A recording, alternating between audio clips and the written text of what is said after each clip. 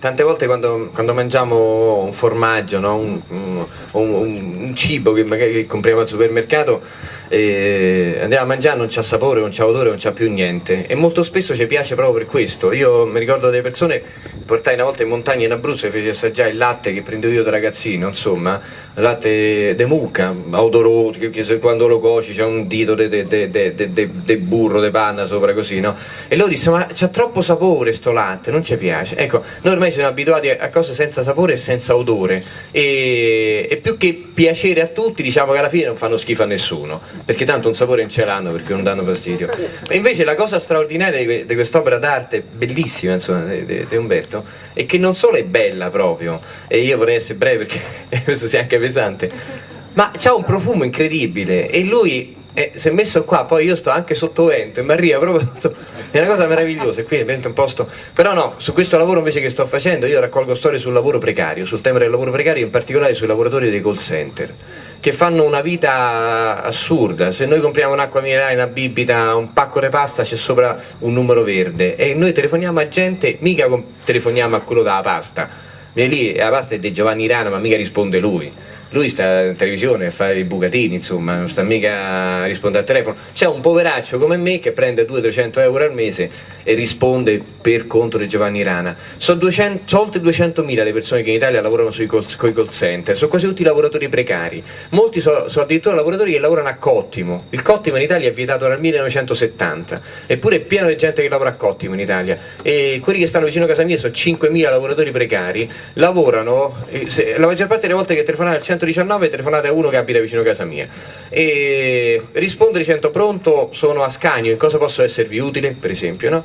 E se voi gli chiedete un'informazione semplice, tipo per esempio il numero per togliere la segreteria telefonica, e lui lo sa a memoria, lui non ve lo dice subito, perché sotto i 12 secondi non guadagna soldi, quindi vi terrà un po' in linea, probabilmente vi metterà anche in attesa, un'attesa che sicuramente non supererà i 2 minuti e 40 secondi, perché lui da 12 secondi in poi incomincia a guadagnare soldi.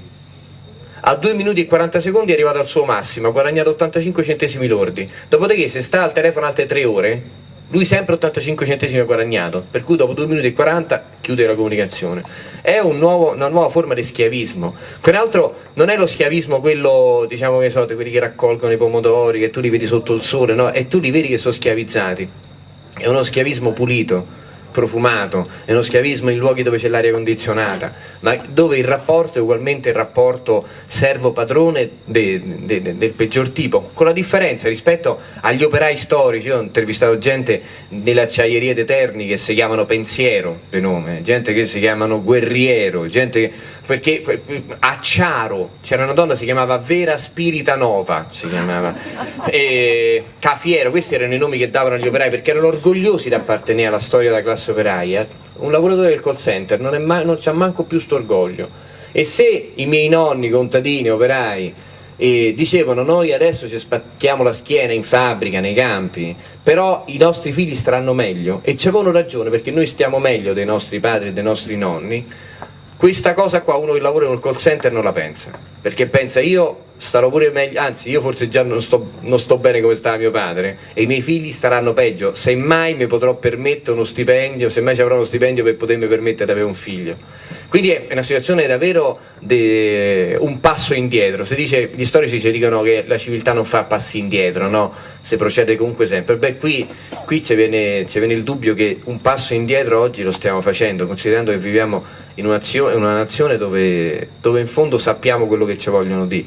Mi colpisce sempre pensare che in Italia ci stanno 90 bombe atomiche.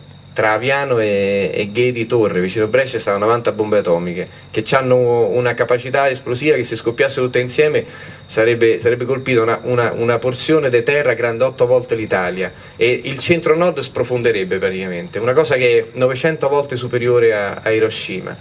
E sono tutte bombe americane, per cui gli Stati Uniti d'America, se il presidente degli Stati Uniti decide che si può buttare una bomba in Iran, ed è una cosa che è anche possibile, no? C'è questa teoria del primo colpo, c'è una piccola bomba atomica sul paese della Ahmadinejad, potrebbero tranquillamente venire in Italia senza che il governo italiano neanche viene avvertito, prende una bomba e portarla là. Questa è la nazione in cui viviamo, insomma, e per cui a un certo punto davanti ad un'urgenza di affrontare degli argomenti importanti, e per questo insomma mi è piaciuto tanto, io non lo conoscevo prima, ma mi avete fatto conoscere voi, insomma, Pino Veneziano. Davanti ad argomenti importanti noi dobbiamo prendere la parola. Mi colpiva quello che mi dicevi tu oggi, che lui ha iniziato a suonare la chitarra tardi, non era una cosa che faceva da bambino, e che nel momento in cui iniziava i primi accordi che faceva già scriveva canzoni, perché evidentemente per lui era proprio urgente. È come quello che ti deve scrivere una lettera,